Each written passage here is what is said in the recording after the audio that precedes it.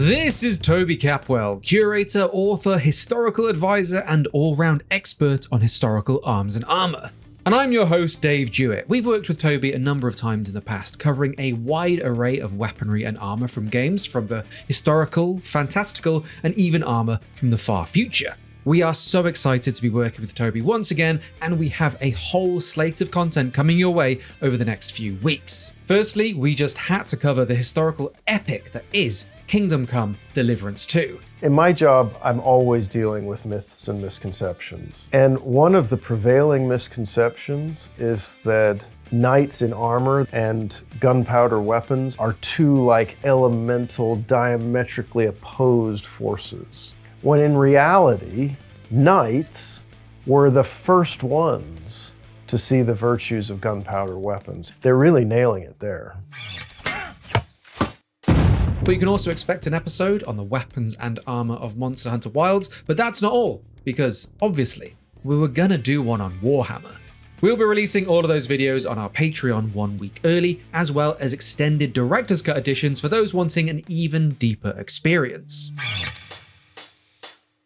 We were so excited to be once again working with Toby Capwell that we've come to the historic equitation event in Sudbury to catch up with the man himself as he gets suited and booted.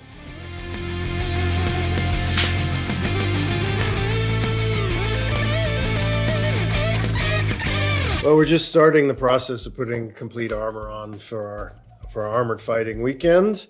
And basically a complete armor goes on from the feet and you work your way upwards. Typical full plate armor breaks down into usually around 16 pieces, give or take, depending on the style of the armor. My armor is in the late 15th century Innsbruck style.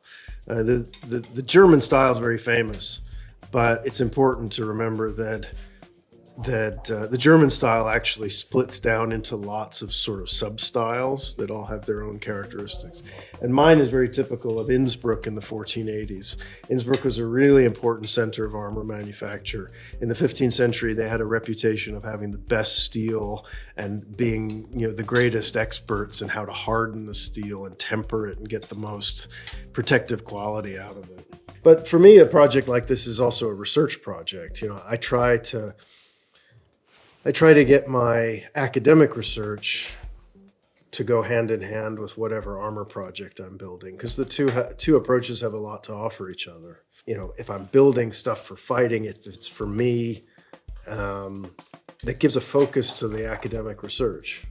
And similarly, if I'm in the gear, I'm learning how it works. It benefits the academic research as well. You were saying earlier that high quality, well-fitting armor should be very close to the body, not huge and bulky. Right, absolutely. If it's huge and bulky, you're carrying more weight than needs to be there.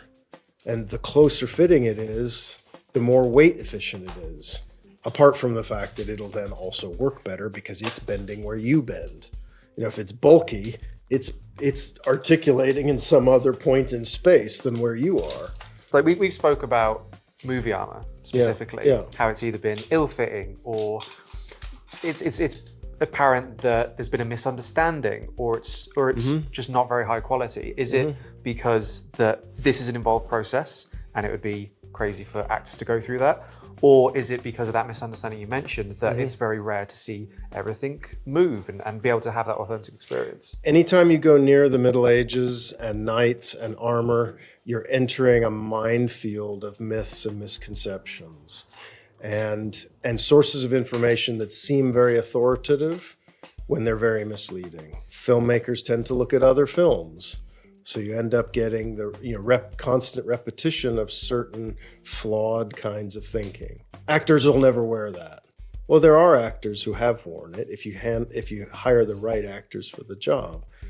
John Boorman in 1981 had some of the world's great, English-speaking actors crashing around in armor in Excalibur. You just have to suit the production to what is going to be involved. You can't expect equipment like this just to get stuffed into your standard cookie cutter method of making a film. You need to say, this film has special challenges and we need to build the production around it. And, most productions don't have the time or the budget or the inclination to change the way they do things. A big director comes in and says, this is the way I do it. And he's under a lot of pressure to deliver, a big box office success like last time. So it's sometimes very scary to say, hey, we got to do things a different way here, because it can feel risky. But if you're going to get Armour right in something like a film, you have to really gear the whole production. Everybody needs to know what's going to be involved, and everybody needs to be signed up for it. And if the actor doesn't want to wear a helmet, then he's the wrong person for the job. Well, there are things now, after working with you and speaking with you a lot, that now I notice much more, the floppy mail around the face of an actor. That's the worst. That's either because they need to see the face of the actor, but now because we've spoke so much and I've learned so much from you, I can tell that it's wrong when it's all floppy and not tight to the face. There's this automatic assumption that the needs of a production are inconsistent with historical faith and authenticity. We can't do it authentically because it's too much trouble. We can't do it authentically because we need to see the actor's face. When most of the time, there's a historical answer to your problem if you can be bothered to look. The vast majority of helmets throughout all of history are open-faced for all kinds of good reasons. Take the trouble to find the right solution for the story you're trying to tell, or tell a different story. But if it's knights in full plate armor, there's a lot that goes with that. And, nothing looks like metal but metal.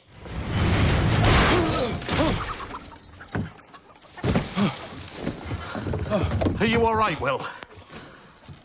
I didn't feel a thing. You can find a longer, deeper version of mine and Toby's chat over on our Patreon, and by becoming a patron, you'll be among the first to get access to our Kingdom Come Deliverance 2, Monster Hunter Wilds, and Warhammer episodes. Our early access tier gets, you guessed it, early access to not only the Toby episodes, but everything we produce here at EXP. We also have our extended tier, featuring longer, more informative director's cut versions of all of our upcoming Toby episodes. Becoming a patron also gets you an invite to our exclusive Discord and access to our Patreon exclusive podcast, Respec. Head over to patreon.com/watchexp for all of that, but let's get back to the video. One of the funny things now is, obviously, since we've become friends working together, I get to see like a live feed of when a movie comes out, you're immediately on social media talking about it. Like Odysseus was the last one. Yeah. I mean, a lot of people jumped onto that one, and I felt like I had to chime in a certain way. And I don't want to just reiterate what other people have already said, but I really honestly started to feel bad for Matt Damon because he's a good actor. He's a good guy.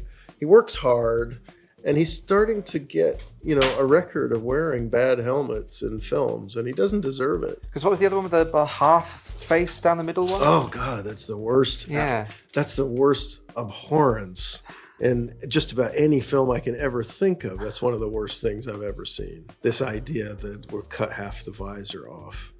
Because, in a joust, you only need the left side of the visor. I don't think so. He can get stabbed right through the other side because he's turning his head to look, So I didn't understand what the rationale of that was at all.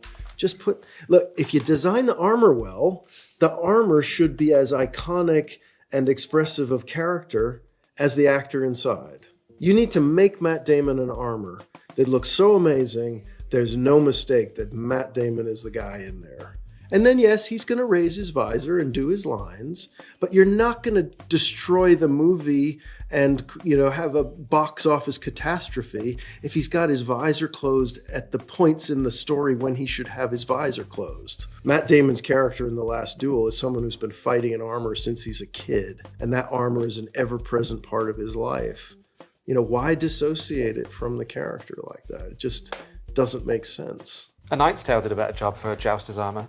It did, actually. I'm very fond of the Knight's Tale. It's a classic. I mean, it's not what you hold up to show a kind of design authenticity, but there's a lot of real history built into the story. What I appreciated in the script of that film was that it was clear that somebody had done some homework. Somebody had read some Arthurian romances. Somebody had read a book about jousting and taken something from that and turned it into a charming story. how much better could it have been if they used real armor instead of plastic armor? It could have been even better, probably. But, the proof there is that the script works even if the design isn't great, because it's got some heart behind it, you know? And that's what this stuff needs. This is about something. People are wearing this stuff for very good reasons that cut right to the heart of their lives. Armor and character are indivisible. And if filmmakers understood that, the films would be better. Is this the point where it starts to get heavy? Not too bad. No? I mean, this armor is designed to have the weight where it needs to have it. And there's no weight where it doesn't need to be. So the cuirass still has some weight to it. The breast and back plates together weigh 9 kilos, which is on the light side. My previous armor, I had an Italian armor for a while. The cuirass by itself was 14 kilos. So I've saved 5 kilos just by changing the armor right there. Oh, wow. Well, I have to ask you, because the last video we made together was the Kingdom Come Deliverance one. Yeah. And you were saying people have already started to reach out to talk to, or to ask you what you think about Kingdom Come Deliverance. Oh, yeah. Lots of people have asked about that's that. been very requested in in the EXP community now. Yeah, it seems to have caused a sensation. There's an example where the fact that they've done a tremendous amount of work to create the period correctly has been a major part of its commercial success, because it shows that they have creative integrity. Well, I know you were taken by the original, and I was a big fan of the original, and everything I've seen of the second game so far, the sequel, they've elevated everything. Like, we got to visit Kuttenberg and see firsthand how the success of the first game opened so many doors to the studio for access to keep building on that historical authenticity. So even as soon as I started to play this, to play the game, I was like, I can't wait to show Toby all of this stuff. I can't wait I haven't seen it at all. I mean, I've seen a few random stills that have turned up in social media, but I've been kind of reserving myself from it because I knew we were going to be talking about it at some point. It is very funny for me to be playing a game, and one of the things that I'm most excited about while playing it is to show it to someone else, because I know someone else is going to enjoy it just as much watching it as I am playing it. And some of the we saw you do some poleaxe fighting earlier, and that type of fighting is something they've gone further with in this game. Good. And even I could spot some of the things that you were doing. I've seen that in a game before, which is a very weird experience in some ways, because there are very few examples where that can actually happen, especially as authentically as what we're seeing here today and back in KCD2. Yeah, I think they've really upped their game. But I want to see if I can see how they've done that. What are they looking at now? What have they done to make it better? What kind of sources have they gone back to? So the sequel takes place in 1403, so just after the events of the original. Excellent. Well, once you've got a date and a place, that gives incredible focus to the design, because then there's no discussion. It's either right for that period or it's not. My word, that is impressive. The exciting thing now is, we've talked about games a lot. Yeah. Now, I'm starting to think what movies we can show you. Because we know, you've got passion. You've got a lot to say about movies, specifically. Yeah, I mean, only in the sense that it's an important, cultural medium. And the way we treat history in movies is an indication of our attitude to history generally. So it's important for historians to pay attention to that and find constructive ways of responding. It's no good just saying this is all crap and there's no point in watching it. I mean, that wouldn't make for a very good review apart from anything else. But I would like to see a deeper interaction with history and an acknowledgement that history isn't just this fantasy world to be mined whenever we need a bit of a story. The Middle Ages was a place where real people lived, and their lives and their world deserves our respect as well. So we disrespect them, we disrespect ourselves. Is there a movie that you've seen that sticks out in your mind as one that's a real stinker in that regard? Oh, there's most of them. Most of them. But, you kind of have to take each film on its own merits. And, I like to be able to find something positive to say about what is being done. So I don't like to single anybody out for scorn and ridicule, but Ridley Scott could have more respect for the way. I mean, he could, because he'd make better films, and he did. I mean, he did make one of the greatest historical films with The Duelists. The first film he ever made. Phenomenal film and gorgeous to look at. And the cinematography is amazing because it's in tune with the lighting and the atmospheric circumstances of the period that he's dealing with.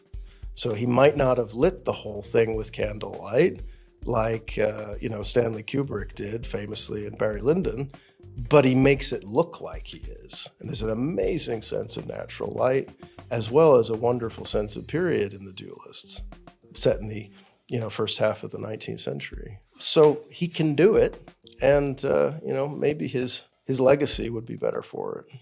I regret not bringing some of my Warhammer stuff just to get a picture of you pretending to paint a miniature in your armor, because that photo would go crazy hard.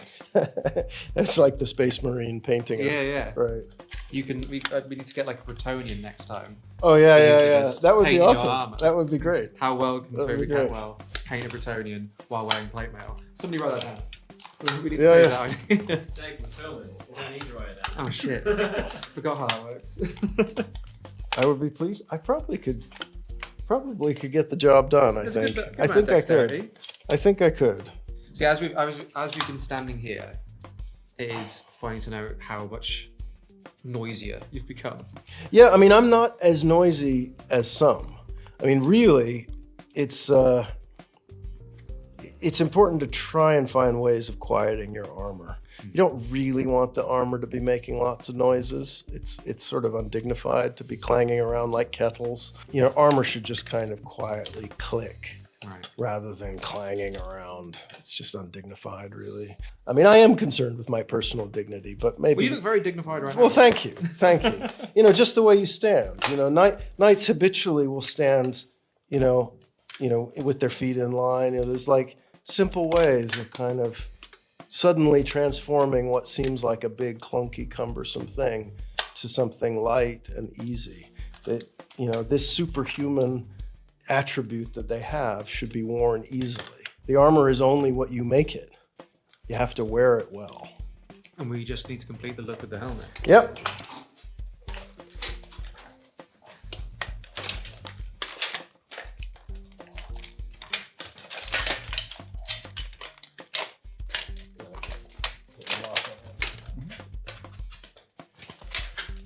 Right. That's very impressive. You've transformed. Just in the space of an hour. And then when you're ready, you just close up and off we go. Thank you for watching. We hope you enjoyed this different style of video. We are looking for more ways we can do cool stuff with our experts. But if you did enjoy, like the video, let your thoughts be known in the comment section below, and of course, subscribe for more. There will be links in the description to support Toby's work, as well as links to all of our social pages and of course our Patreon. But until then, thank you again for watching, and we will see you very soon. Bye bye.